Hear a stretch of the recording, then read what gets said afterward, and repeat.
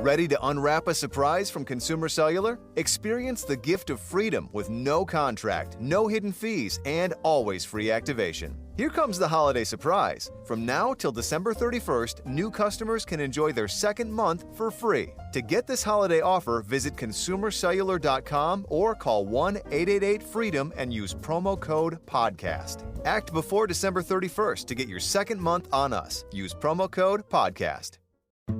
There's only one road into Key West, but you won't believe where it can take you. Travel back in time to a city rich with history. Discover amazing artists and musicians.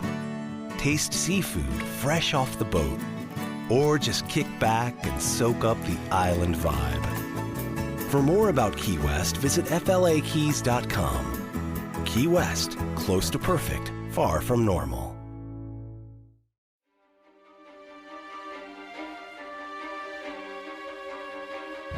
From the wilderness of Kodiak Island, Alaska, this is Murder and Mystery in the Last Frontier with your host, Robin Barefield. In a land full of peril and vicious animals, humans are the most dangerous predators of all.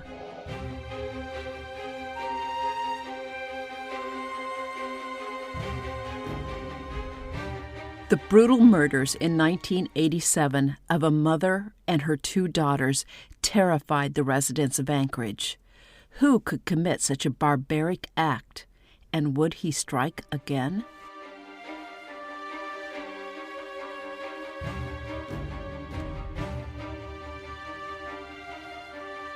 Welcome to Murder and Mystery in the Last Frontier. I'm your host, Robin Barefield, and I'm broadcasting to you from the heart of the Kodiak National Wildlife Refuge on Kodiak Island in Alaska.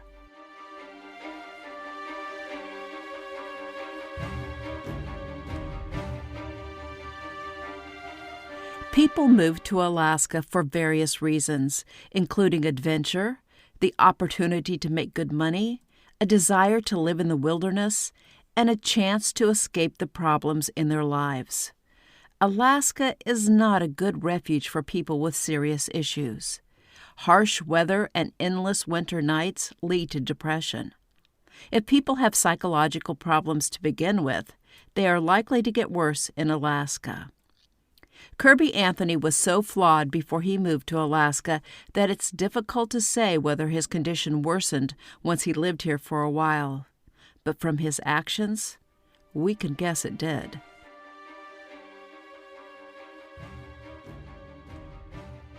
Nancy Newman and her sister Cheryl Chapman were waitresses at Gwenny's, a popular Anchorage restaurant, still in business today. Nancy's husband John worked as a heavy equipment operator for Mark Air until he was seriously injured in a forklift accident. Workers' compensation paid to have him retrained in California as a locksmith, and he was in California for his training in March 1987. Meanwhile, Nancy and her two daughters, 8-year-old Melissa and 3-year-old Angie, stayed in Anchorage, where Nancy worked as a tax accountant in addition to her job at Gwenny's. At 6 p.m. on Friday, March 13, 1987, Nancy joined Cheryl and her husband Paul Chapman for dinner at Gwenny's. Meanwhile, Cheryl's daughter took Nancy's children swimming. After dinner, Nancy rode with the Chapmans to their house, where they sat and talked. Later, they drove to Nancy's apartment and sat around her kitchen table, smoking and drinking coffee. Melissa and Angie returned home at 9 p.m. and went to bed, and the Chapmans departed a while later. Nancy had left her car at Gwenny's that night and told the Chapmans she would get a ride to the restaurant the following day to retrieve her car. Her next shift at Gwenny's was not until 6 a.m. Sunday. At 8 a.m. on Sunday, a ringing telephone startled the Chapmans awake. Nancy's boss at Gwenny's apologized for calling so early, but said Nancy was 2 hours late for her shift. Nancy's car was still parked at the restaurant, and no one had moved it since Friday night. Her boss was concerned because Nancy was never late for work. Cheryl immediately knew something was wrong, and she and Paul hurried over to the Newmans' apartment. Cheryl had keys to her sister's apartment, so they let themselves in, and Cheryl, a nervous wreck, sat at the kitchen table while Paul searched the apartment. Paul opened the door to Melissa's room, where he found the little girl's body on the floor. She lay on her back with her right arm under her back and her left arm out to the side. Both legs were bent at the knees and spread wide. Her attacker had pulled her nightgown above her waist. In the second room, Paul found Nancy dead on the bed with a pillowcase around her neck and her nightshirt pulled above her breasts. The horror got worse when he opened the third door and found 3-year-old Angie Newman covered in blood. The killer had severed both her left carotid artery and her jugular vein. Paul fought to remain calm as he returned to the kitchen and told his wife, "Don't go down the hall. They're all dead." Cheryl can be heard screaming in the background on the 911 tape when Paul called to report the crime.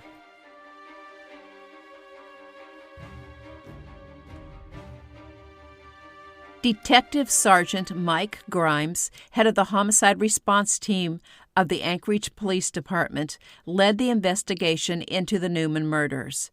He assigned 2 groups of detectives to the case. One group was responsible for gathering evidence from the crime scene, while the other would concentrate on leads and suspects.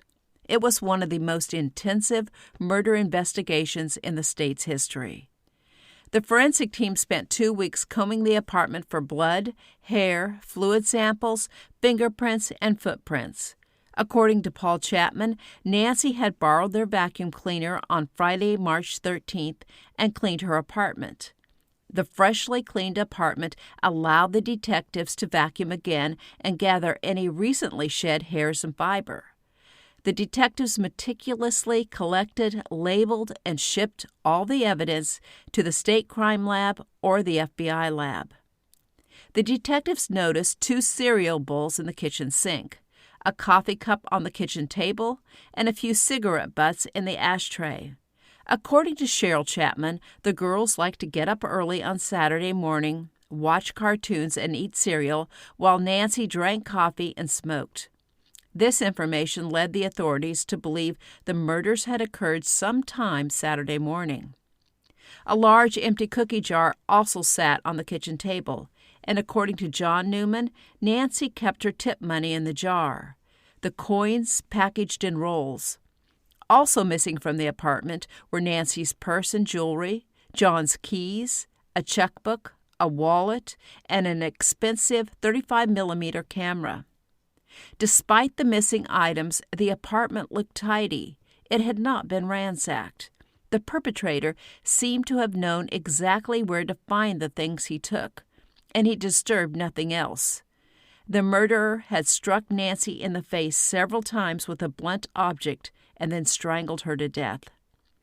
The police found blood and a small amount of fecal matter on her sheets and green wool gloves near her body. They discovered blood on the underside of the bathroom light switch and a damp washcloth wadded up in the sink. Investigators recovered 3 pubic hairs on Melissa's bed and 13 more on or near her body. They found 1 pubic hair on Angie and collected 2 more from the floor sweepings. They found an additional hair on the wash rag in the kitchen sink. The killer had sexually assaulted all 3 victims, and Sergeant Grimes felt certain the perpetrator not only knew the victims, but had enjoyed himself while committing these atrocities. After he'd murdered Nancy and her daughters, he splayed their bodies as if displaying his handiwork. Grimes believed the killer was a sexual psychopath, and he consulted the FBI's Behavioral Science Unit. FBI analysts told him the murderers probably were committed by someone close to the family and someone who had spent enough time at their apartment that his presence in the neighborhood early in the morning would not arouse the neighbors' suspicions. Also, according to the profile, the killer could likely keep himself under control when things were going well. But he fantasized about rape and murder, and probably had assaulted other young girls. They noted that this type of person could commit a brutal murder and then act normal an hour later.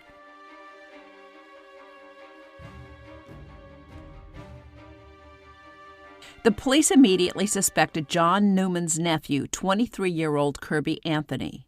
Anthony and his girlfriend had moved to Anchorage from Twin Falls, Idaho in 1985, when the authorities in Idaho accused him of raping and brutally beating a 12-year-old girl at a campground near town. Prosecutors never filed charges against Anthony because the young girl was the only witness to the crime, and the beating she'd received had left her so brain damaged that she could not identify her attacker. Anthony had denied raping and beating the girl, but a few years earlier, in 1982, he'd confessed to robbing an elderly, wheelchair-bound woman in her home. Before leaving the woman's house, he tied her up and sprayed mace in her face. When he later withdrew his confession to robbing and assaulting the woman, prosecutors dismissed the case against him. Anthony had also been arrested numerous times for burglary. When his problems escalated in Idaho, Anthony fled to Anchorage, where his Uncle John and Aunt Nancy lived. He and his girlfriend stayed with the Newmans for a month in 1986 before taking jobs on a fishing boat in Dutch Harbor. Once aboard the Arctic Enterprise, Anthony's girlfriend broke up with him when she grew tired of his abusive behavior, and a short while later, Anthony was fired. 2 months after leaving Anchorage to work on the Arctic Enterprise, Kirby Anthony returned to Anchorage and took a taxi to Nancy Newman's apartment. By this time, John was in California training as a locksmith. Kirby asked Nancy if he could stay at her apartment for a while, and she reluctantly agreed. His volatile temper and drug use concerned her, and she didn't like having him around the girls. John was unhappy when he heard Kirby was living in their apartment, and he told Nancy to kick him out. Nancy asked Anthony to leave, and while he complied, he reportedly was furious with his aunt. According to Anthony, he'd spent the night of March 13th drinking alcohol and using cocaine at a dice-playing party across the street from where he lived. He'd stayed up all night and returned to his apartment the following morning when his roommate was getting ready for work. The roommate said Anthony left again around 8:45 a.m. Anthony said he then went to the home of his friend Kirk Mullins and arrived there around 9 a.m. Mullins said Anthony didn't come to his place until between 10 and 11 a.m. He did say, however, that when Anthony arrived, he acted normal, as if nothing were wrong. If Kirby Anthony was the murderer, the police wondered how could he savagely rape and murder 3 family members and then carry on a casual conversation an hour later. The detectives asked Anthony for the clothes he had been wearing Friday and Saturday morning, and they then searched his apartment, where they found John Newman's camera. Anthony claimed Nancy had let him borrow the camera. The clothes they collected were reasonably clean, but analysts found a drop of blood on his shoe and discovered a spot of feces on his shirt. In the era before DNA analysis, the investigators determined the blood was human, but the sample yielded no other information.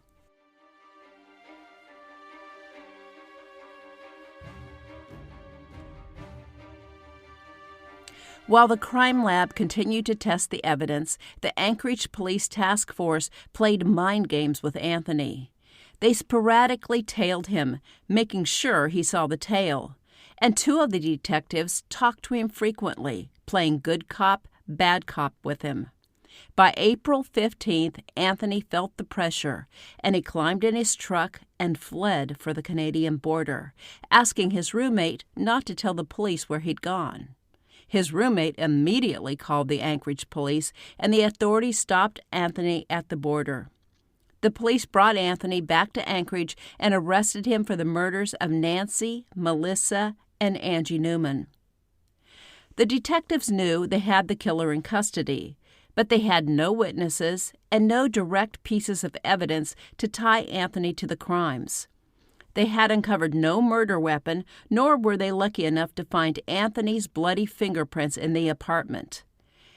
Anthony's conviction weighed heavily on the forensic evidence and its analysis. However, he'd lived with the Newmans, so it was likely the police would find his fingerprints in the apartment.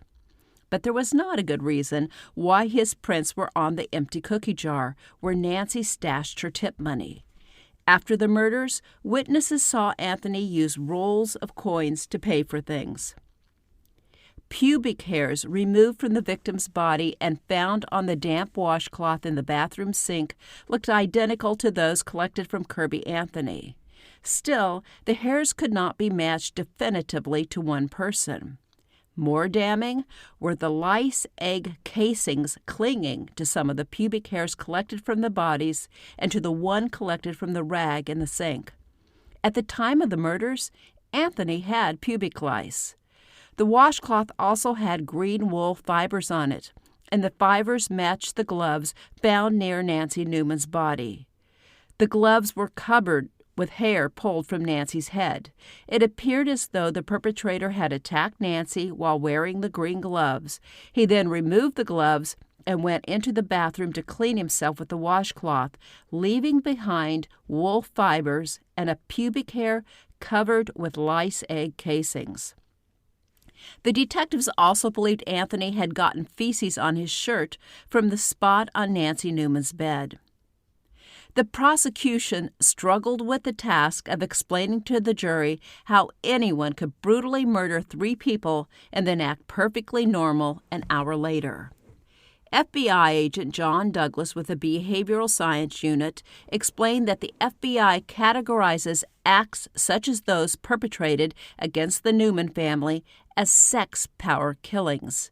These premeditated acts are committed by a sane person with a character disorder. While the perpetrator knows the difference between right and wrong, he doesn't care. He lacks a conscience. If he feels no remorse, then he has no reason to act guilty after committing a brutal act. Once the attorneys had presented all the evidence, the jury deliberated for 2 days before returning a verdict of guilty on all counts. Kirby Anthony's sentence was so long that he would not even be eligible for parole for 120 years. When handing down the sentence, the judge stated that Kirby Anthony was the most dangerous offender ever to enter his courtroom.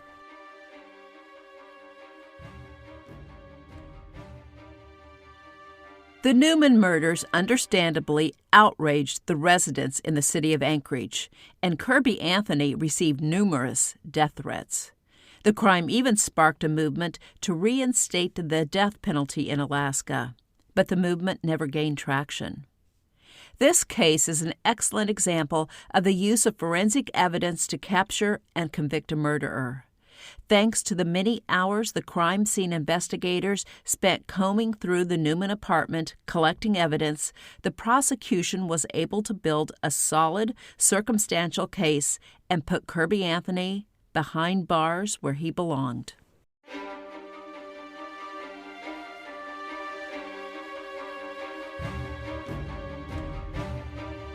Thank you for listening, and I hope you enjoyed this episode. Thank you to my patrons for your support. Check out the show notes for more information on how you can support this podcast and unlock extra episodes by joining the Last Frontier Club. If you haven't already done it, be sure to join the Murder and Mystery in the Last Frontier Facebook group and chat about the podcast.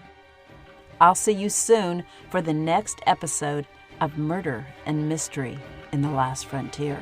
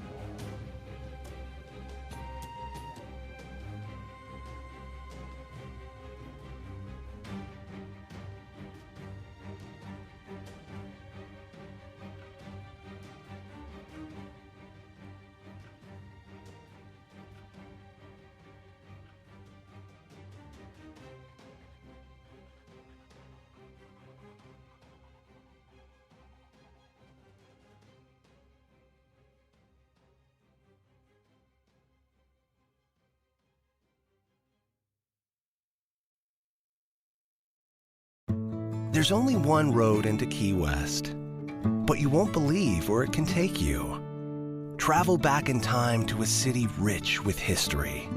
Discover amazing artists and musicians. Taste seafood fresh off the boat. Or just kick back and soak up the island vibe. For more about Key West, visit flakeys.com. Key West, close to perfect, far from normal.